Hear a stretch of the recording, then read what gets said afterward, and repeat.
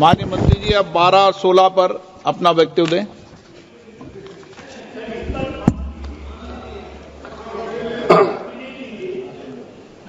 आपका जो जब मैं ओपनिंग करूंगा उसका भी जवाब आएगा और बाकी अमेंडमेंट तो आखिरी में आता ही है।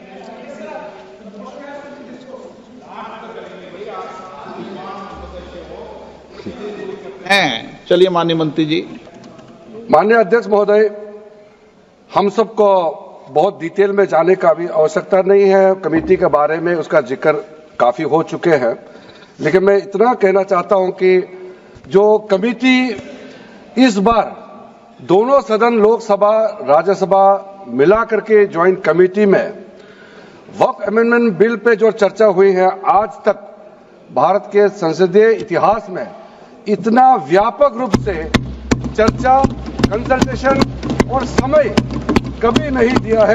इसलिए मैं जो ज्वाइंट कमेटी में जितने मेंबर्स दोनों सदनों के लोकसभा और राज्यसभा में जो सदस्य उस कमेटी में थे, मेरे तरफ से सरकार की ओर से मैं धन्यवाद देता हूं, अभिनंदन करना चाहता हूं। अध्यक्ष महोदय जी, कुल मिलाकर के 97,27,772 याचिकाएं ऑनलाइन, फिजिकल, मेमोरेंडम के रूप में, रिक्वेस्ट के रूप में और सुझाव के रूप में पूरे तरह से सरकार ने देखा है। वो जेपीसी के माध्यम से हो या डायरेक्ट दिया हो, हमने सब उसको देखा है। इससे बड़ा कभी भी, इससे ज्यादा संख्या में किसी भी बिल के ऊपर में लोगों का याचिकाएं नहीं आया आज तक। कुल मिलाकर के 284 डेलीगेशन ने अलग अलग समुदाय के जो स्टेक होल्डर्स है, उन्होंने कमेटी के सामने में अपने बात को रखा है, सुझाव भी दिया है। 25 स्टेट गवर्नमेंट और यूनियन टेरिटरीज का वक्फ बोर्ड ने अपना सबमिशन भी पेश किया गया है। इसके अतिरिक्त कई लीगल लुमिनरीज, विद्वान लोग हैं हमारे समाज में, कम्युनिटी लीडर्स हैं, अलग अलग धार्मिक संस्थाओं का प्रतिनिधि, charitable organisation, civil society, academicians, researchers, policy makers, सब ने इस कमेटी के सामने में पेशकश किया है।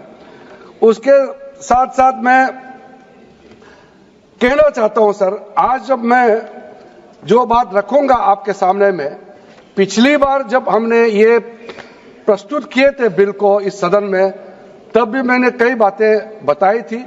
आज मैं उसको नहीं दोहराते हुए कुछ बातें मैं जोड़ूंगा और मुझे अपना बात रखने के बाद सिर्फ उम्मीद ही नहीं, पूरा यकीन है कि जो लोग इस बिल को विरोध कर रहे थे, वो हृदय में भी बदलाव होगा।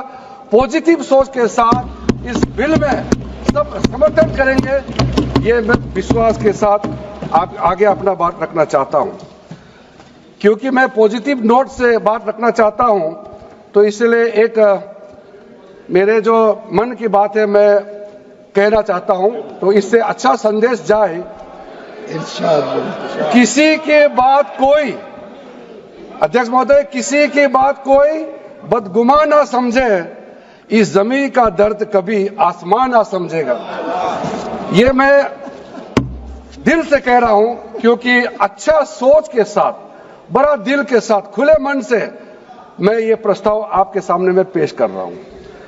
सर, कई लोगों ने अपने अपने तरीके से बातें रखी हैं। किसी ने कहा ये प्रावधान अनकॉन्स्टिट्यूशनल है, गैर संवैधानिक है। किसी ने कहा ये इलीगल है, अनलॉफुल है।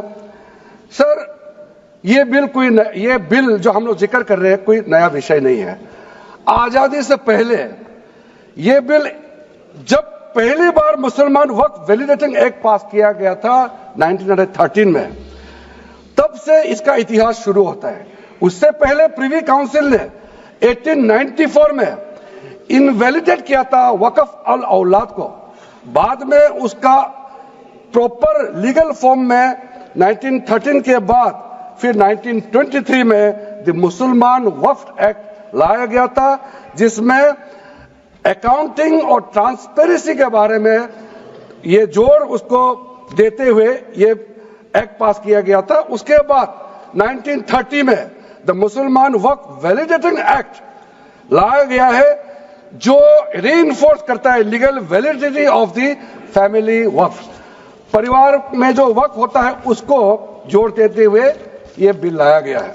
उसके बाद आजादी के बाद 1954 में 1954 में वक्फ एक्ट पहली बार आजाद भारत का एक्ट बनी और उस समय स्टेट वक्फ बोर्ड का भी प्रावधान उसी 1954 एक्ट में प्रावधान किया गया था। उस समय से लेकर के कई संशोधन के साथ में 1995 में व्यापक रूप से यह वक्फ एक्ट बनी है। तो उस समय किसी ने नहीं कहा कि यह एक्ट अनकॉन्स्टिट्यूशनल है, किसी ने नहीं कहा उस समय यह अनलॉफुल है। आज जब हम उसी बिल को सुधार के ला रहे हैं तब आपको यह अनकॉन्स्टिट्यूशनल अनलॉफुल का यह शब्द इस्तेमाल करने का आपको यह नौबत कैसे आया, यह सोच क्यों आया? अगर आप सच्चे दिल से सोचते और मन साफ होते तो आप तर्क पे जाते। इस संशोधन बिल में जो जो तर्क है आप उसमें बात कीजिए, आप उसको छोड़ के जो कोई लेना देना नहीं है बिल में उसका बात आप लेकर के लोगों को गुमराह करने का बरगलाने का काम जो किया है उसको मैं शुरू में साफ करना चाहता हूं। अध्यक्ष महोदय जी, 1995 में ट्राइब्यूनल का पहला व्यवस्था किया गया है ताकि वक्फ बोर्ड का कोई भी निर्णय किसी को अगर पसंद नहीं है या उसको चैलेंज करना चाहता है तो वक्फ ट्राइब्यूनल वहां आप जा सकते हैं। उसका प्रावधान पहली बार हुए हैं और उस समय यह भी फैसला हुआ कि 5 लाख से ज्यादा आमदनी किसी वक्फ प्रॉपर्टी में है उसके लिए सरकार एग्जीक्यूटिव ऑफिसर्स अपॉइंट किया जाएगा। यह भी 1995 में शुरुआत की है। अध्यक्ष महोदय जी, ये आज एक ट्रिगर पॉइंट क्यों हुआ है? ये अमेंडमेंट बिल लाने का आवश्यकता सबसे ज्यादा शुरुआत कहां से हुई? मैं संक्षेप में बताना चाहता हूं। 2013 में 2014 में हम सब चुनाव में गए और चुनाव में जाने से पहले 2013 में कुछ कदम ऐसे उठाए गए हैं जो आप सुन करके आप सदस्य के रूप में भी और इस देश का नागरिक होने के कारण आपके दिमाग में यह बात जरूर सवाल उठेगा कि ऐसा कदम क्यों उठाया गया है। सर, 2013 में पहला यह बदलाव हुआ कि इस देश में कोई भी आदमी, कोई भी इंसान, चाहे वो हिंदू हो, मुसलमान हो, सिख हो, ईसाई हो, पारसी हो, बौद्ध हो, जैन हो, वक्फ क्रिएट कर सकता है। सबको मालूम है वक्फ एक मुसलमान का अल्लाह के प्रति अपना एक उसका एक पायस चैरिटेबल रिलीजियस पर्पस के लिए वक्फ क्रिएट किया जाता है, लेकिन उसमें डाइल्यूशन करके 2013 में कोई भी वक्फ क्रिएट कर सकता है। यह प्रावधान सबसे पहले उस समय की यूपीए सरकार ने किया है। दूसरा, आपने सारा वक्फ को स्पेसिफिक कर दिया कि शिया बोर्ड में शिया ही रहेंगे, सुन्नी बोर्ड में सिर्फ सुन्नी ही रहेंगे और कोई भी बोर्ड हो सिर्फ उनके लोग ही रहेंगे, बाकी कोई उसमें आ नहीं सकता है। ऐसा आपने प्रावधान किया। तीसरा, 2008, सर आप शांति से सुनने के बाद आप जो भी पूछेंगे हमारा रिप्लाई तो आएंगे ही सर। डिबेट का आखिरी में है, मेरा फिर से रिप्लाई होगा। तो अभी मैं जब शुरुआत में कुछ दृष्टिकोण रख रहा हूं, इसमें कोई हस्तक्षेप ना करे, ध्यान से सुनिए ताकि हमारा डिबेट का स्तर भी ऊंचा रहे और तर्क भी सामने में आ जाए। सर, एक प्रावधान आया सेक्शन 108। उस सेक्शन 108 में यह लिखा गया है कि वक्फ बोर्ड का जो प्रावधान है इस देश में कोई भी मौजूदा कानून के ऊपर में रहेगा, ओवरराइडिंग इफेक्ट रहेगा। ऐसा आपने कानून बनाया है। इस देश में ऐसा कानून कैसे मंजूर कर सकते हैं अध्यक्ष महोदय जी? हर कानून अपना अपना हिसाब से चलता है, लेकिन एक कानून दूसरे कानून के ऊपर में ओवरराइडिंग इफेक्ट होगा, ये कोई भी मान्यता नहीं दे सकता है। उसके बाद सर, मैं कुछ प्रोपेगेंडा साथ में जुड़े हुए हैं उससे पहले जो 2013 में मुझे भी बहुत ताज्जुब हुआ कि ये पास कैसे जबरदस्ती करवाया है। 2013 में वक्फ पे यूजर जो आपने प्रावधान डाला, उसके बाद 1970 से एक केस चल रहा था दिल्ली के अंदर में। दिल्ली के अंदर में हमारा सीजीओ कॉम्प्लेक्स है, पार्लियामेंट बिल्डिंग है, कई प्रॉपर्टीज है, और इसको वक्फ बोर्ड, दिल्ली वक्फ बोर्ड ने क्लेम किया कि ये वक्फ प्रॉपर्टीज है। उसके बाद ये केस चल रहा था अदालत में। उस समय यूपीए सरकार ने पूरा सारा जमीन को डी नोटिफाई करके वक्फ बोर्ड को दे दिया। 123 प्रॉपर्टी। अगर आज हम ये संशोधन लेके नहीं आते तो जिस सदन में हम बैठे हैं, ये पार्लियामेंट बिल्डिंग, इसको भी क्लेम किया जा रहा था। एयरपोर्ट, बसंत विहार, और अगर नरेंद्र मोदी जी का सरकार नहीं आते, अगर यूपीए का सरकार कंटिन्यू रहता, तो क्या क्या बिल्डिंग को डी नोटिफाई किया जाना था। 123 प्रॉपर्टी को तो डी नोटिफाई किया। मैं रिकॉर्ड में कह रहा हूं, अपने मन से कुछ नहीं कह रहा हूं, मैं ऑफिशियल रिकॉर्ड का बात बता रहा हूं। अध्यक्ष महोदय, आप काहे को उछल रहे हो? मैं अपने से थोड़ी बोल रहा हूं, जो हकीकत बात को बता रहा हूं। आप आराम से बैठ के सुनिए। आपके दल को और आपको सबको बोलने का मौका मिलेगा। माननीय मंत्री जी,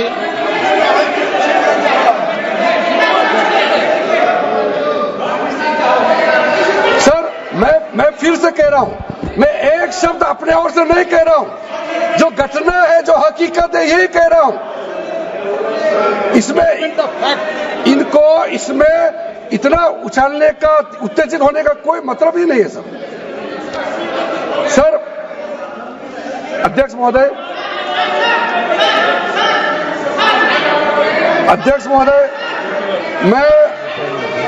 मैं आपके माध्यम से सदन को कहना चाहता हूं कि जो संवैधानिक बात उठा करके लोगों को गुमराह करने का जो प्रयास किया जा रहा है, उसको भी देश के सामने में सही बात रखना बहुत ही जरूरी है। एक बात बार बार इन लोगों ने कहा गया है कि ये जो वक्फ अमेंडमेंट बिल है, ये आर्टिकल 25, आर्टिकल 26, आर्टिकल 30 का उल्लंघन करता है करके इन्होंने इल्जाम लगाया। पढ़ चुका हूं, आप पढ़ लो। कभी भी डिबेट के बीच में पॉइंट ऑफ ऑर्डर नहीं होता है, व्यवस्था दे दी है, आप उठाना कभी। माननीय मंत्री जी बोलिए। अध्यक्ष महोदय, दूसरा विषय इन्होंने समानता का बात उठाया। आर्टिकल 14 का इक्वालिटी को लेकर के उन्होंने सवाल उठाया, उसका भी मैं जवाब देना चाहता हूं। अध्यक्ष महोदय, ये कोई तरीका नहीं है। माननीय अध्यक्ष की व्यवस्था अंतिम व्यवस्था होती है। बोलिए मंत्री जी, आप बोलते जाओ। अध्यक्ष महोदय, क्योंकि मेरा कान खुला हुआ है तो ये डिस्टर्ब हो रहा है मुझे। मैं अभी ये पहन की बात करता हूं। अध्यक्ष महोदय, ये वक्फ बोर्ड का जो काम है, ये बेसिकली वक्फ प्रॉपर्टी को जो संभालने वाले मुतावली और जो वक्फ प्रॉपर्टी को व्यवस्था करते हैं, उसको संचालित करने के लिए ये गवर्नेंस का, सुपरविजन का एक प्रावधान है। किसी भी तरीके से वक्फ बोर्ड वक्फ प्रॉपर्टी को मैनेज नहीं करता है। वक्फ बोर्ड वक्फ प्रॉपर्टी मैनेजमेंट में हस्तक्षेप नहीं करता है। अब साफ साफ सुन लीजिए, अगर इसके पास तर्क नहीं है तो इस तरह यहां डिस्टर्ब करके बहस का स्तर को गिराने से कोई फायदा नहीं है सर। ये कोई तरीका नहीं है सर। बोलते जाओ सर। वक्फ बोर्ड का क्रिएट करना, एक जो वाकिफ होता है, जो अपना विलिंगली वक्फ क्रिएट करता है। व्यवस्था दे दी है, आप जब समय हो तो बोले नो, प्लीज बैठिए। ये तरीका ठीक नहीं है आपका, बैठिए आप। नो, बैठिए। माननीय मंत्री जी, सूची है 2013 की प्रॉपर्टी निकाल बताना। पीछे मुआवजे देते कहते भी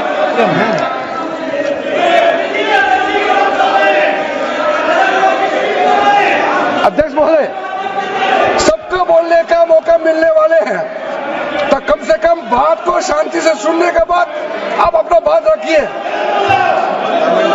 ये कोई तरीका नहीं होता है सर।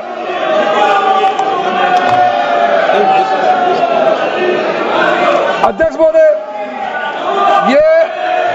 ये जो उन्होंने गुमराह करने का कोशिश किया गया है, ये मैं कुछ केसेस आपको बताना चाहता हूं सर। आप देखिए आर्टिकल 25(1) क्या कहता है, संविधान का अनुच्छेद आर्टिकल 25(1) कहता है, subject to public order, morality and health, and to the other provisions of this part, all the persons are equally entitled to freedom of conscience and the right freely to profess, practice and propagate religion.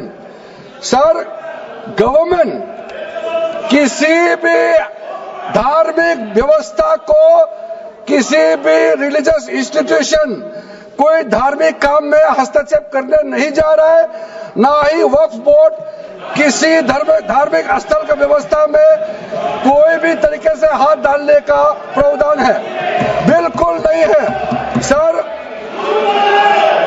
आप अगर हम कोई नमाज, sir ये क्या झूठ बोल रहे हैं? ये कॉन्स्टिट्यूशन, हम कॉन्स्टिट्यूशन का प्रावधान पढ़ रहे हैं, फिर भी झूठ बोल रहे हैं। ये कॉन्स्टिट्यूशन को नहीं मानते हैं सर। किसी मस्जिद का मैनेजमेंट को हम हस्तक्षेप करने का कोई इसमें प्रावधान नहीं लिया जा रहा है। एक मिनट माननीय सदस्य, आप भारत की संसद में बैठे हो, गरिमा मर्यादा बनाए रखो, बैठे बैठे टिप्पणी मत करो। हाँ, आपको जब मौका मिलेगा आप अपनी बात कहना, बैठे बैठे टिप्पणी नहीं कर सकते, ये संसद की मर्यादा नहीं है, ऐसे नहीं चलेगा सदन। सदन व्यवस्था नियम से चलेगा। किसी भी व्यक्ति को बैठे बैठे कोई भी सदस्य जो बोल रहा हो उसके बीच में टिप्पणी करने का अधिकार नहीं है। माननीय मंत्री जी। अध्यक्ष महोदय जी, ये वक्फ बोर्ड का जो प्रावधान किसी मस्जिद, किसी मंदिर, किसी धार्मिक स्थल का व्यवस्था का कोई लेना देना नहीं है। ये सिंपली एक प्रॉपर्टी का मैनेजमेंट का विषय है। ये कोई मुसलमान अपना ज़कात देता है, फितरा देता है, उसको हम पूछने वाला कौन होते हैं? ये आपका धार्मिक भावना से जुड़े हुए चीज है, उसमें सरकार का कोई लेना देना नहीं है। लेकिन ये वक्फ प्रॉपर्टी का मामला है, लेकिन वक्फ प्रॉपर्टी का मैनेजमेंट करता है, मुतवल्लिज करता है। ये आपको इतना बेसिक ये फर्क जो है अगर समझ में नहीं आते या जानबूझ करके आप नहीं समझना चाहते हैं तो मेरा पास इसका कोई इलाज नहीं है। अध्यक्ष महोदय जी, ये आपके माध्यम से मैं फिर से कहना चाहता हूं कि ये सर क्या ये ऐसा बहस नहीं होता है जी। आप लोग का तर्क रखने का समय में बोलिए, ये बीच में कमेंट पास करने से सर हमारा पॉइंट का फ्लो भी बिगड़ता है और आवाज भी ठीक नहीं हो, अब आवाज भी ठीक से नहीं जाएगा। आप क्या चीज को जवाब देंगे सर? इसमें मैं कई ऐसे केसेस है जिसको मैं रेफर कर सकता हूं, लेकिन सदन में 3 केसेस का मैं रेफर करूंगा तो दूध का दूध, पानी का पानी हो जाएगा कि ये धार्मिक व्यवस्था से कोई लेना देना नहीं है। आपको मैं पहला एग्जांपल देना चाहता हूं, सैयद फजल पकुया Thangal versus union of India. इसमें क्या केरला हाईकोर्ट का फैसला है। केरला हाईकोर्ट ने कहा the Waqf board is a statutory body, pure and simple. It is not a representative body of the Muslim community. ये हाई कोर्ट का ऑर्डर है। उसके बाद इलाहाबाद हाईकोर्ट का ऑर्डर भी सुन लीजिए, Hafiz Mohammad Zafar Ahmad versus UP central Sunni board of waqf का जजमेंट सुन लीजिए। A mutawalli's right is purely a right of management of the property and is not a proprietary right. The duties of a mutawalli are purely of a secular character. His duties are not of a religious character. इतना clear cut ruling है। तीसरा, तिलकायत श्री गोविंद लाल जी महाराज versus state of Rajasthan. इसमें high court ने क्या कहा, supreme court ने क्या कहा, right to manage the properties of the temple. अब देखिए मंदिर का भी इसमें एग्जांपल लिया गया है। Right to manage the properties of the temple is purely a secular matter and cannot be regarded as a religious practice. Properties of temple, temple नहीं, टेम्पल का जो प्रॉपर्टी है। उसी प्रकार से आप बार बार कहना कि मुसलमानों का अधिकार में गैर मुसलमान कैसे आ रहा है, ये तर्क ही नहीं बनता है। आप ये आज से ये बात बोलने के लिए बंद कीजिए। सर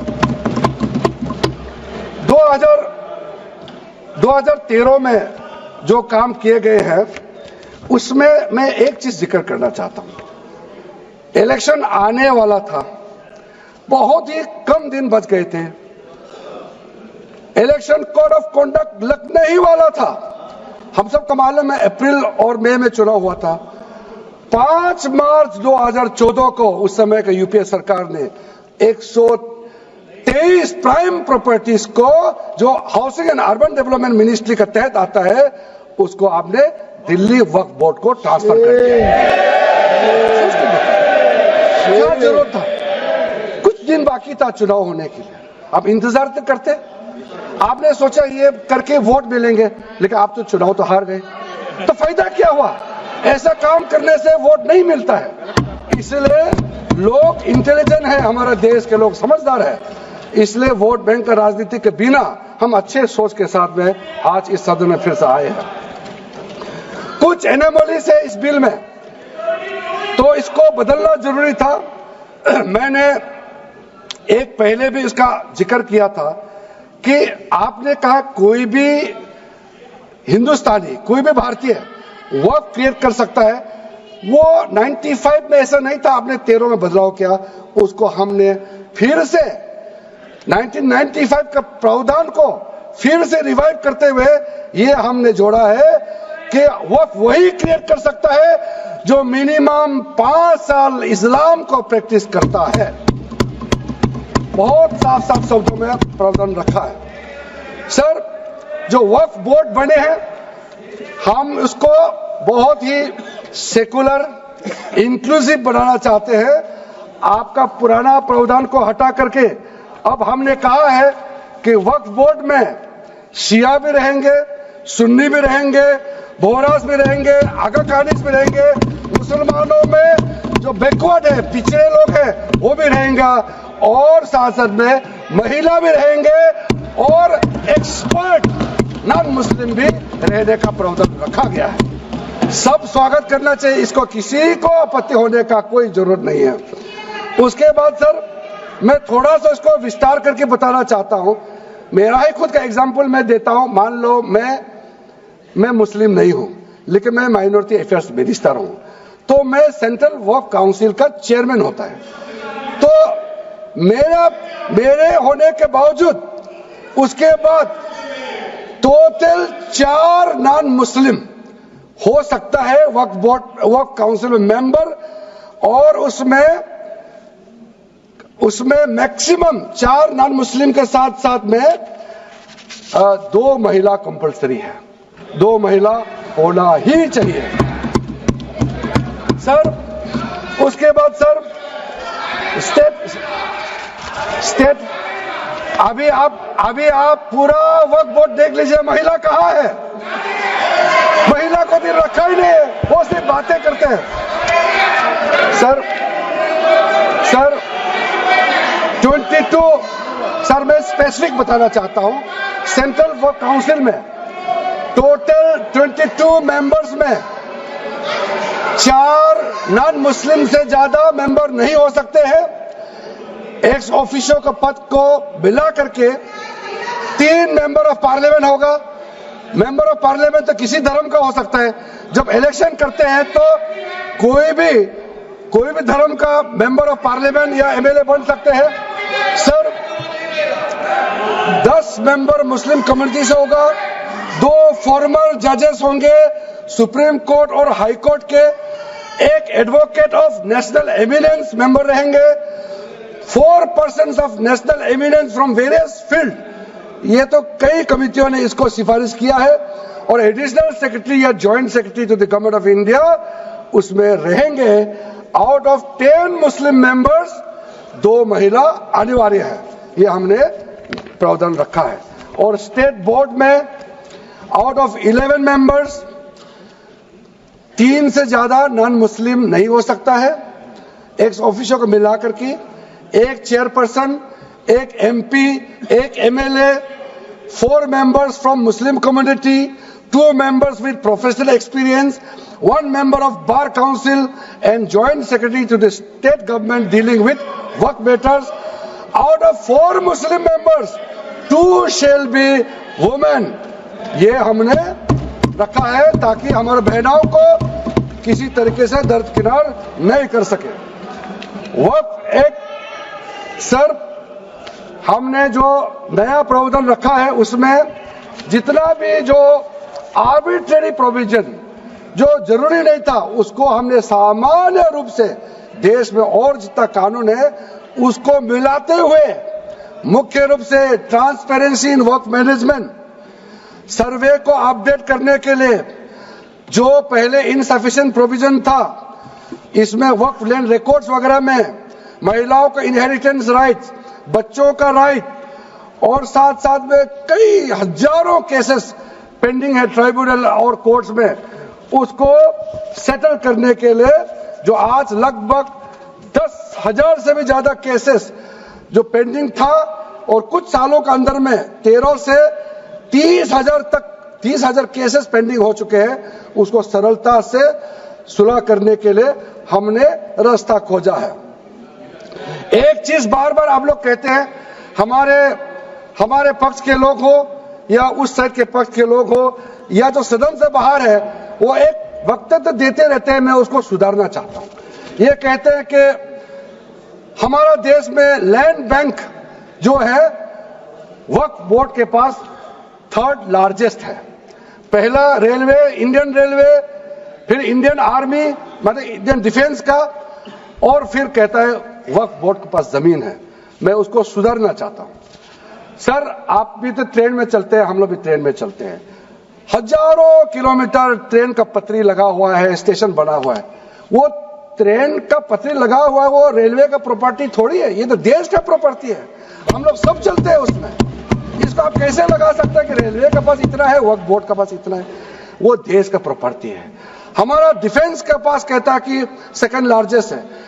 डिफेंस के पास जो भी लैंड है जहां ट्रेनिंग करता है, जहां वो रहता है या बॉर्डर एरिया में जितना डिफेंस लैंड है वो देश का रक्षा के लिए है। उसको आप कैसे वक्फ प्रॉपर्टी के साथ आप तुलना कर सकते हैं? वक्फ प्रॉपर्टी प्राइवेट प्रॉपर्टी होता है सर। तो इसलिए दुनिया में सबसे ज्यादा वक्फ प्रॉपर्टी हिंदुस्तान में है। सिर्फ हमारा देश में ही नहीं, दुनिया का सबसे बड़ा और सबसे ज्यादा वक्फ प्रॉपर्टी हिंदुस्तान में है। तो फिर ये क्यों है 60 साल तक आप सरकार में रहे हैं, हमारे देश में मुसलमान इतना गरीब क्यों है? जब दुनिया का सबसे ज्यादा वक्फ प्रॉपर्टी हमारा देश में है तो हमारे गरीब मुसलमानों का पढ़ाई के लिए, मेडिकल ट्रीटमेंट के लिए, स्किलिंग के लिए, इनकम जनरेशन के लिए क्यों काम नहीं हुआ आज तक बताइए? ये दुनिया का सबसे बड़ा वक्फ प्रॉपर्टी अगर हिंदुस्तान में है तो उस प्रॉपर्टी से गरीबों का उत्थान के लिए, लोगों का भला के लिए अगर ये सरकार नरेंद्र मोदी जी के नेतृत्व में गरीब मुसलमानों के लिए काम कर रहा है तो इसमें आपत्ति क्यों होना चाहिए? आप लोग बताइए। इसलिए सर इसको धर्म जाति से बाहर उतर करके सबको सीधा सीधा अपना दिल से पूछ करके आप सोच के देखिए कि आप जो लोग आज इस बिल को विरोध कर रहा है आज 1 साल 2 साल नहीं, सदियों तक हमारा देश उसको याद रखेगा कौन इस बिल को समर्थन कर रहा है, कौन इस बिल को विरोध कर रहा है। आज चंद वोट के लिए, सत्ता के लिए हमारे मुसलमानों को आपने 70 साल से ज्यादा वोट बैंक बना करके गुमराह किया है। कितना और गुमराह करना चाहते हैं? अब हमारा देश में वोट बैंक का राजनीति नहीं चलेगा। इसलिए मैं कहना चाहता हूं, जब हमारा देश में इतना वक्त प्रॉपर्टी है तो इसको हम बेकार में पड़ा रहने नहीं दिया जा सकता है। गरीब मुसलमानों के लिए, आम मुसलमानों के लिए इस्तेमाल करना ही पड़ेगा। उसके लिए आज का ये वक्त संशोधन बिल जरूरत है। अध्यक्ष महोदय जी, हमारे अपने वामसी पोर्टल में, हमारे मंत्रालय के वामसी पोर्टल में हमने रिकॉर्ड देखा है। सचर कमेटी जो आपने बनाया है 2006 में, उन्होंने भी ये बारे में काफी डिटेल में जिक्र किया हुआ है। सर 2006 में 4.9 लाख वक्फ प्रॉपर्टी था और उसका इनकम कितना था मैं बता दूं आंकड़ा सर, आप कहेंगे 4.9 लाख वक्फ प्रॉपर्टी में टोटल इनकम था 163 करोड़। कौन खाते थे? 163 करोड़।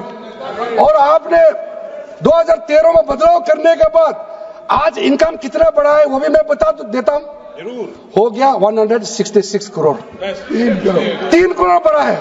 कैसे मंजूर कर सकता है हम लोग इस महान सदन में बैठ करके? अगर इतना 10 सालों के बाद भी दुनिया का सबसे ज्यादा प्रॉपर्टी का टोटल इनकम जनरेशन 3 करोड़ बढ़ता है तो ये हम कभी मंजूर नहीं कर सकते अध्यक्ष महोदय। इसलिए उस समय कहा गया था, मैं अभी का नहीं बता रहा हूं, सचर कमेटी समय में भी कहा गया है कि अगर थोड़ा सा एफिशिएंटली मैनेज करता तो 12,000 करोड़ पर ईयर तो उसी समय जनरेट हो जाना चाहिए था नॉर्मल मार्केट रेट से। और 12,000 करोड़ अगर वो प्रॉपर्टी से रेवेन्यू जनरेशन करता है, कितना लाखों करोड़ों मुसलमानों को फायदा होगा, आप सोच के देखिए। इसलिए सर आप लोग भी, मैं अनुरोध करता हूं कि आप लोग भी वक्त के बारे में जानना था, हमारा वामसी पोर्टल को क्लिक करके आप लोग देखिए। सर आज वो 4.9 लाख से बढ़ करके टोटल वक्फ प्रॉपर्टी बन गया है 8.72 लाख। हमारा देश में वक्फ प्रॉपर्टी बन गया है। और आप कल्पना कीजिए 8.72 लाख प्रॉपर्टी वक्फ का है, उसको अगर हम सही तरीके से मैनेजमेंट करता तो हमारा मुसलमानों का ही नहीं है, देश का तकदीर बदल जाएगा। इतना प्रॉपर्टी हमारे पास। अब समझिए चीज को। सर मैंने अभी कई राज्यों का दौरा किया अध्यक्ष महोदय, मैंने कई राज्यों का दौरा किया। मैं एक एग्जांपल आपको जरूर देना चाहूंगा। मैं बहुत इंप्रेस हो गया जब मैं पिछली बार जम्मू कश्मीर गई। जम्मू कश्मीर में हमारा नई वहां वक्फ बोर्ड का चेयरपर्सन बनी और मैंने पूछा कि आप जब वक्फ बोर्ड का चेयरमैन बनी तो उसमें क्या हालत थी और आज क्या हालत है। उन्होंने बोला कि सर जब उन्होंने पदभार संभाली तो उसमें कोई इनकम का, कोई व्यवस्था का, रिकॉर्ड का ठीक ठाक कुछ भी नहीं था। और उन्होंने आने के बाद 40 करोड़ रेवेन्यू इनकम उन्होंने जनरेट करना शुरू किया, मुझे बताया। और उसके वजह से वह काफी अच्छा काम कर रहा है। मैं हजरत बल श्राइन भी गए और वहां भी मरम्मत चल रहे हैं। इतना पुराना श्राइन है, दुनिया के लोग आते हैं, बहुत खूबसूरत से उसका सारा आसपास का ब्यूटिफिकेशन का काम भी चल रहा है। अगर अच्छा काम करेगा, रेवेन्यू बढ़ेगा तो सबका फायदा होगा सर।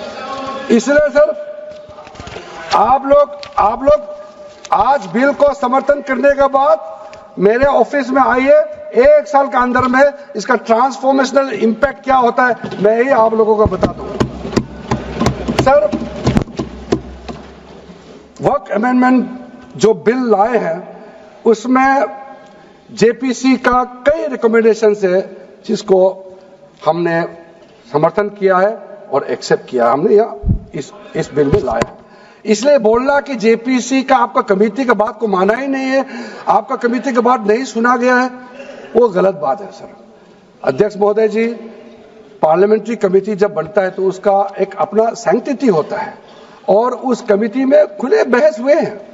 उसमें मैं अंदर जाना नहीं चाहता हूं क्या हुआ है, लेकिन उनके बीच में कई ऐसे मुद्दे हैं जो हम लोग सरकार समझते हैं कि बहुत अच्छा सुझाव आया है, हमने उसको माना है। और कुछ छोटा अमेंडमेंट है जो बहुत जरूरी चीज है, वो अमेंडमेंट भी हम लेकर के आए हैं। इसके बाद जो पूरा ये सारा व्यवस्था देखने के बाद सबके मन में उम्मीद जागेगा। उम्मीद इसलिए जागेगा कि एक नए सवेरा आने वाला है, इसलिए नए एक्ट का नाम भी उम्मीद हो गया है। तो उम्मीद क्यों हुआ है सर, मैं आपको बताना चाहता हूं। ये जो unified Waqf management, empowerment, efficiency and development, full form उम्मीद है, इसका रखने का पीछे कारण है सर। ये उम्मीद क्यों है? अब ये यूनिफाइड वक्फ मैनेजमेंट पूरा रजिस्ट्रेशन से लेकर के म्यूटेशन, इंक्रोचमेंट का विषय, सर्वे, कलेक्टर का रोल, सारा विषय को मिला करके मैनेजमेंट का पूरा सिस्टम को ही बदलने के लिए हमने काम शुरू किया है।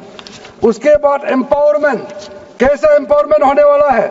मैंने पहले भी जिक्र किया, मुसलमानों में भी जो शियास हैं, सुन्नीस हैं, बोरास, आगाकानीस, पसमानदा मुस्लिम्स है जिसको बैकवर्ड माना जाता है, और विशेष करके महिलाएं और बच्चों के लिए जो हमने प्रावधान रखा है, तो ये मुसलमान का कम्युनिटी के अंदर में इतना जोरदार स्वागत हो रहा है।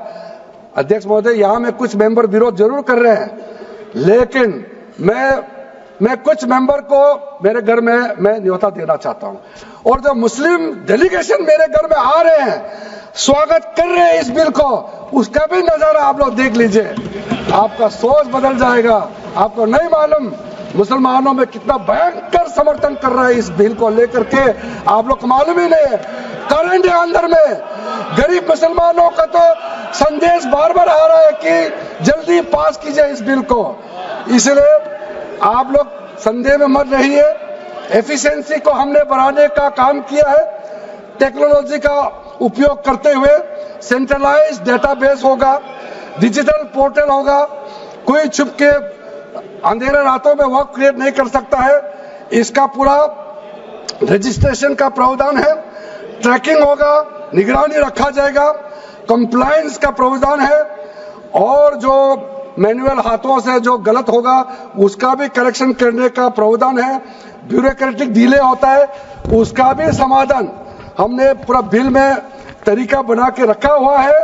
और आखिर में इसका ऑडिट प्रॉपर होना चाहिए, तो ऑडिट का भी प्रावधान हम लोग राज्य सरकार को ऊपर में छोड़ा है, क्योंकि आखिर तो सर ये सारा प्रॉपर्टी का अथॉरिटी राज्य सरकार का है। बोर्ड का अपॉइंटमेंट भी राज्य सरकार को करना है, केंद्र सरकार का कोई रोल नहीं है। लैंड स्टेट सब्जेक्ट है, सारा राज्य सरकार को ही करना है। इसलिए राज्य सरकारों को हम फुल अथॉरिटी देने के साथ साथ हमारा जो मंत्रालय है वो ऑनलाइन हमेशा जुड़ा रहेंगे कि जो जो वर्क प्रॉपर्टी क्रिएट किया गया है उसका स्टेटस है वामसी पोर्टल से मिला करके हम लगातार टच में रहेंगे। इसलिए कोई इसमें ये नहीं सोचना है कि सेंट्रल गवर्नमेंट कोई एक्स्ट्रा पावर हड़पने जा रहा है क्या, बिल्कुल सोचने का नहीं है। ये टोटली स्टेट गवर्नमेंट का अधीन है और राज्य सरकारें ही इसका निगरानी में आगे काम करना है। उसके बाद सर जो पर्पस के लिए वर्क क्रिएट किया जाता है, बेसिकली 3 पर्पस होता है, रिलीजियस, चैरिटेबल एंड पायस। उसका हो रहा है कि नहीं हो रहा है, और इनकम जनरेशन खास करके जो वेलफेयर काम है उसका हो रहा है कि नहीं हो रहा है, इसका भी इफेक्टिव गवर्नेंस का प्रावधान हमने रखा हुआ है। और साथ साथ सर मैं आपको इस उम्मीद के साथ साथ ये कहना चाहता हूं कि जो रिफॉर्म्स हमने जो लाए हैं और साथ साथ में जो प्रावधान कुछ बदलाव हमने आपको बहुत शॉर्ट में बताया, क्योंकि डिटेल में तो मैं रिप्लाई तो करूंगा ही। इसमें अगर आपको लगता है कि हमको अगर इनकम जनरेशन करने के लिए, वर्क प्रॉपर्टी को बेहतर इस्तेमाल करने के लिए क्या करना चाहिए जब हम इसका सबऑर्डिनेट लेजिस्लेशन के माध्यम से रूल्स बनाएंगे। आपका सुझाव हम खुले दिल से स्वागत करेंगे, क्योंकि आखिर तो प्रॉपर्टी देश का है, किसी का भी हो, उसको अगर अच्छा से चलाना है तो आप सुझाव देंगे तो हम तो पूरा वेलकम करेंगे उसमें। इसलिए आज मैं मेंबरों के साथ साथ जो कई दरगाह है, कई मस्जिद के इमाम है, कई लोग जो मुझे मिले, उन्होंने भी बहुत अच्छा सुझाव दिया है। उसको डिटेल में मैं यहाँ कहना नहीं चाहता हूँ, लेकिन हम रिकॉर्ड में रखा है। कई अच्छे अच्छे सुझाव हमारे पास आए हैं, वो भी हमने नोट करके रखा है। एक इंपॉर्टेंट पॉइंट को मैं अब आपके सामने भी रखना चाहता हूँ। ये जो हमने एक डेफिनेशन में जो बदलाव लाया है, इस डेफिनेशन में बदलाव का सबसे बड़ा मतलब ये है कि मुसलमानों में भी जो वक्फ के अंदर में अपना प्रॉपर्टी, वक्फ प्रॉपर्टी इस वक्फ बोर्ड के प्रावधान से गवर्न करना चाहते हैं, मोस्ट वेलकम है। अगर वो ट्रस्ट के माध्यम से अपना प्रॉपर्टी का अलग तरीके से वक्फ करना, वो चलाना चाहता है, मैनेज करना चाहता है, उसके लिए भी छूट दिया गया है। तो इसमें जो आप लोग बार बार कहते हैं कि वक्फ बोर्ड में गैर मुसलमान कैसे आ रहा है, इसका मैं छोटा सा एग्जांपल देना चाहता हूं। अभी हम लोग किसी धर्म, किसी जाति का हिसाब से तो हम एमपी नहीं बने हैं, हम तो ऐसे सिटीजन होकर के एमपी बने हैं। तो अगर मेरा कॉन्स्टिट्यूंसी वाला हमको कहेंगे कि किरण रिजिजू मेरा यहाँ नहीं आ सकता है, हमारा धर्म और तुम्हारा धर्म अलग है, तो कैसे होगा? मैं तो एज एमपी, मेरे पास अथॉरिटी है, मैं जा सकता हूँ। उसी प्रकार से आपका ट्रस्ट है, ट्रस्ट को चलाता है चैरिटी कमिश्नर। तो ट्रस्ट वाला कैसे कहेंगे कि चैरिटी कमिश्नर मेरा जात का ही होना चाहिए? चैरिटी कमिश्नर तो गवर्नेंस को संभालने के लिए है, चलाता तो ट्रस्ट है। उसी प्रकार से आप कैसे कह सकते कि मेरा वक्फ प्रॉपर्टी को देखने के लिए वक्फ बोर्ड में गैर मुसलमान नहीं हो सकता है? आप कैसे कह सकते हैं? ये तर्क आप थोड़ा गहराई से सोचिए, क्योंकि ये बार बार कहा गया है, मैं नाम नहीं लूंगा, वो बाद में तो बोलेंगे हमारे कुछ लोग हैं कि मुस्लिम का अफेयर्स में नॉन मुस्लिम क्यों आ रहा है। अरे ये धार्मिक व्यवस्था से कोई लेना देना नहीं है, मैं बार बार कह रहा हूं। इसलिए ये प्रॉपर्टी है, वक्फ प्रॉपर्टी है, आप लोग इसको समझिएगा। उसके बाद सर, ये जो हमने जो 2013 के बाद कुछ बदलाव जो किए हैं, वक्फ पे यूजर में कुछ लोग ने शंकाएं व्यक्त किया है, कह रहा कि वक्फ पे यूजर हटाने के बाद अब सरकार जो है मस्जिदें छीन लेंगे, दरगाह छीन लेंगे, मुसलमानों का प्रॉपर्टी छीन लेंगे, ऐसे बोलते हुए मैंने सुना है। इस तरह का कई जगह में बोला है।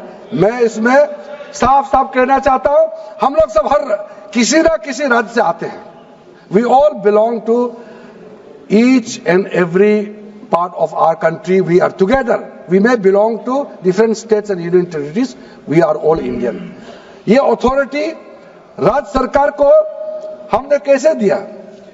जो प्रॉपर्टी वक्फ यूजर को हम लोगों ने हटाने के बाद ये प्रावधान सुरक्षित किया है, ऑथोराइज किया स्टेट गवर्नमेंट को कि जो प्रॉपर्टी रजिस्टर्ड हो चुके हैं, जब आप नमाज पढ़ते हैं, रजिस्टर्ड है, डॉक्यूमेंट है, उस पे कोई हस्तक्षेप नहीं होगा। ये कानून प्रोस्पेक्टिव है, रेट्रोस्पेक्टिव नहीं है। ये आप लोग बहुत क्लियर से सुन लीजिए, ये किसी का जमीन छीनने का कानून नहीं है। ये किसी का राइट, किसी का हनन करके उसका प्रॉपर्टी को हड़पने का नहीं है। राज्य सरकारों को अधिकार दिया गया है कि जो ऑलरेडी रजिस्टर्ड है उसका तो कोई डिस्प्यूट नहीं है, लेकिन जो डिस्प्यूटेड है, जो कोर्ट में पेंडिंग है, उसको हम यहाँ कानून बना के कैसे हटा सकते हैं? कोर्ट का पावर को तो हम ले नहीं सकते सर। इसलिए यहाँ बार बार ये लोग माइक बजा बजा करके झूठ 100 बार भी बोलो, कुछ होने वाला नहीं है। सिटीजनशिप अमेंडमेंट बिल जब लाया गया था, वही लोग हैं जिन्होंने कहा था कि सिटीजनशिप अमेंडमेंट बिल पास होकर एक्ट बन जाएगा तो मुसलमानों का हक छिन जाएगा, उनका नागरिकता खत्म हो जाएगा। आज सीए लागू हो गया, बताइए किसी मुसलमान का अधिकार छीना है? किसी मुसलमान का नागरिकता छीना है? बताइए, क्या आप माफी मांगेंगे? आपने देश भर में घूम घूम कर झूठे बातें फैलाया। आज अब साबित हो गया कि आपने झूठ बोला था, लेकिन आज आप माफी मांगने का भी हिम्मत नहीं रखते हैं। जिगर थाम के आप लोग सुनिए, ये आप आज दोबारा आप मिसलीड करेंगे, गलत बातें करेंगे तो फिर मुंह खाना पड़ेगा आपको। फिर कोई और बिल लेके आएंगे, फिर मैं आपका पर्दाफाश करेंगे फिर से। इसीलिए सर हम लोग तर्क पे जाइए, पॉइंट पे जाइए। इसलिए दूसरा, महिलाओं के लिए अध्यक्ष महोदय जी, क्योंकि फैमिली में पुरुष महिला सब होते हैं, तो इसमें हमने एक सिंपल प्रावधान रखा है कि एक कोई भी मुसलमान जब वर्क क्रिएट करता है, सबसे पहले उस परिवार में जो महिला का अधिकार है उसको सुनिश्चित करके ही आप वर्क क्रिएट कर सकते हैं। नहीं तो पहले ऐसा होता था, वर्क क्रिएट कर दिया, आपका बच्चों का अधिकार खत्म हो गया, महिला का अधिकार खत्म हो गया। आप वर्क उसी प्रॉपर्टी को क्रिएट कर सकते हैं जो आपका हकदार है, जो आपका 100% हिस्सा है, उसी को ही आप वर्क क्रिएट कर सकता है। बच्चों का और महिला का अधिकार नहीं छीन सकता है। ये बहुत बड़ा रिफॉर्म है। मुसलमानों में अगर वो चाहते हैं कि महिला आगे ना बढ़े तो ये लोग इसको विरोध करेंगे ही, लेकिन जो थोड़ा प्रोग्रेसिव सोचने वाले, जो थोड़ा बारीकी से अगर सोचेंगे तो कितना गलत बात है कि समाज में महिलाओं को दबाने का काम करते हैं और यहाँ जोर जोर से बोलते हैं। अध्यक्ष महोदय जी, सारा मैनेजमेंट जो सरकार का जमीन या प्राइवेट का जो जमीन है, इसका कलेक्टर को इन्होंने कमेटी के माध्यम से सुझाव किया है कि हर चीज कलेक्टर को क्यों ऑथोराइज किया गया है। तो कमेटी के बात को माना है कि कलेक्टर से ऊपर कोई भी अधिकारी, कलेक्टर से ऊपर जो अधिकारी है वो देखेंगे सरकारी जमीन और कोई डिस्प्यूट है वक्फ बोर्ड के साथ या किसी मुतावली के साथ डिस्प्यूट है, उसका जांच कलेक्टर के ऊपर अधिकारी करेंगे। ये कमेटी ने सुझाव दिया था और उसी को मान करके आज इस सदन में पेश किया जा रहा है। एक महत्वपूर्ण सुझाव हम लेके आ रहे हैं, अमेंडमेंट लेके आ रहे हैं, इसमें मैं मानता हूं कोई विरोध नहीं करेगा। ये इसमें शुरू में छूट गया था, मैं सर खुले दिल से आपको कहना चाहता हूं, लेकिन बहुत सोच समझ के साथ ये प्रावधान अमेंडमेंट हम लेके आ रहे हैं कि जब आप वक्फ प्रॉपर्टी क्रिएट करेंगे तो ऐसा नहीं होना चाहिए कि आप ट्राइबल एरिया में जाकर के आदिवासी का जमीन को आप वक्फ क्रिएट कर दें। ये नहीं होना चाहिए। इसलिए हमारा देश के आदिवासियों का संरक्षण को ध्यान में रखते हुए शेड्यूल 5 और शेड्यूल 6 में आप वक्फ प्रॉपर्टी क्रिएट नहीं कर सकते हैं। ये एक महत्वपूर्ण अमेंडमेंट लेकर आया है। डिटेल में अब आगे अध्यक्ष महोदय आपको मैं बताऊंगा। वक्फ ट्राइब्यूनल के बारे में सर मैं संक्षेप में, अभी फ्लोर खुलने वाले हैं, मैं आपके हाथ फ्लोर छोड़ने वाले हैं, तो मेरा जो वाइंड अप को आप ध्यान से सुन लीजिए। जो ट्राइब्यूनल है, ट्राइब्यूनल में 2 मेंबर का हमने प्रस्ताव रखा था, तो कमेटी ने कहा कि 2 मेंबर ठीक नहीं है, इसमें 3 मेंबर होना चाहिए। ये प्रस्ताव भी मंजूर किया गया है। तो वक्फ ट्राइब्यूनल में 3 मेंबर होगा फिक्स टेन्योर का साथ, और उसमें आज टोटल लिटिगेंट्स 14,417 केसेस है। आप सोच के देखिए, तो ट्राइब्यूनल में जल्दी जल्दी केस डिस्पोज हो, 3 मेंबर्स का ट्राइब्यूनल बनाया गया है। उसके बाद में उसका टेन्योर को फिक्स किया गया है। उसके बाद में जो एक बहुत स्ट्रिंजेंट प्रोविजन था, पहले ऑटोमेटिक अपील करने का राइट नहीं था, स्पेशल रिव्यू पिटीशन ही कर सकते थे ट्राइब्यूनल के ऑर्डर के बाद। तो आज हमने एक अच्छा सोच के साथ खुला मन से ये कहा है कि अब अगर आप वक्फ बोर्ड का निर्णय से खुश नहीं है, वक्फ ट्राइब्यूनल का निर्णय से खुश नहीं है, तो आप अदालत जा सकते हैं। ये रास्ता भी हमने खोल दिया है। उसके बाद सर कंट्रीब्यूशन, एनुअल कंट्रीब्यूशन, ये भी आपका ही सुझाव था कमेटी वालों का कि जो कंट्रीब्यूशन देते हैं वक्फ बोर्ड मुतावली जो देते हैं उसको घटाना चाहिए, तो उसको 7% से 5% घटा दिया है ताकि ज्यादा पैसा आप चैरिटेबल पर्पस के लिए खर्चा कर सके। तो अच्छा जो प्रॉपर्टी मैनेज करता है वो तो सरकार को शाबाशी देंगे। उसके बाद एक बहुत ही महत्वपूर्ण प्रावधान है जो हमको रखना पड़ा, आपने लॉ ऑफ लिमिटेशन को इस वक्फ बोर्ड का प्रावधान से हटा दिया था, इसको हमने लगाया है। तो आप तो मालूम है the limitation act of 1963 will now apply to the work property claims from the date of commencement of this act, aiming to reduce prolonged litigation। ये बहुत बड़ा मैं मानता हूं एक कदम उठाया है। और जो सेक्शन 40 सबसे ड्रैकोनियन प्रोविजन इस एक्ट में था तो सेक्शन 40 था। सेक्शन 40 के तहत वक्फ बोर्ड, आप लोग बार बार कहते हैं ना ये ऐसा नहीं है, ऐसा ही है। सेक्शन 40 में किसी भी जमीन को आप वक्फ प्रॉपर्टी डिक्लेयर कर देता था, वो प्रॉपर्टी को हमने हटा दिया है। वो कोई भी जमीन को वक्फ प्रॉपर्टी डिक्लेयर करके फिर किसी गरीब के लिए नहीं करना है। वो लोग कुछ लोग चंद लोग अपने के लिए अपने फायदा के लिए इस्तेमाल करते हैं। ओवैसी मैं तो नाम नहीं लूंगा, लेकिन सर ये प्रावधान को इतना मिसयूज हुआ, इसलिए तो इतना लाखों प्रॉपर्टी का संख्या बढ़ गई।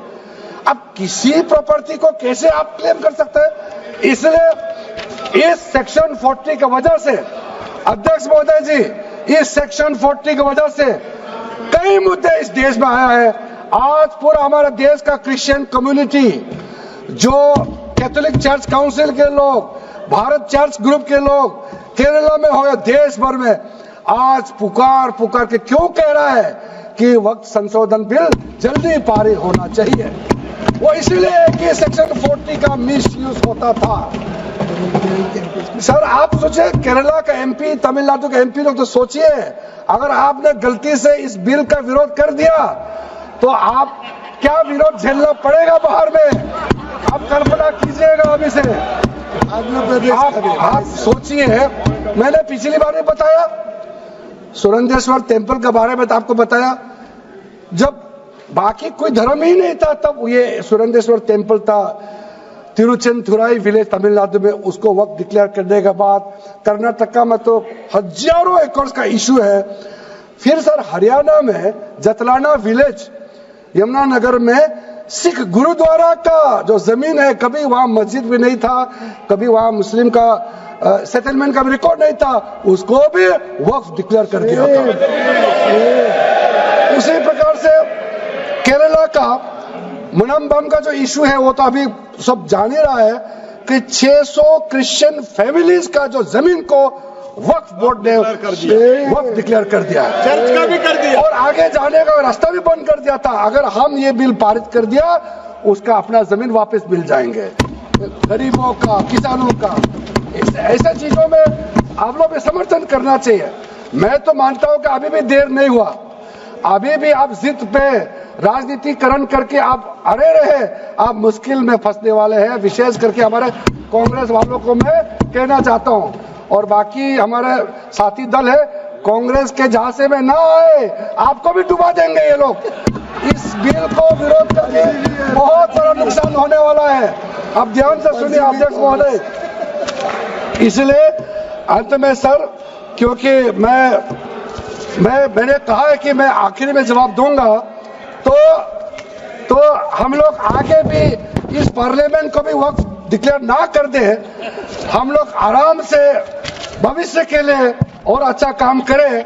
मैंने पॉजिटिव बात में अपना बात को रखा है। अंत में मैं अपील करके अपना बात को समाप्त करना चाहता हूं।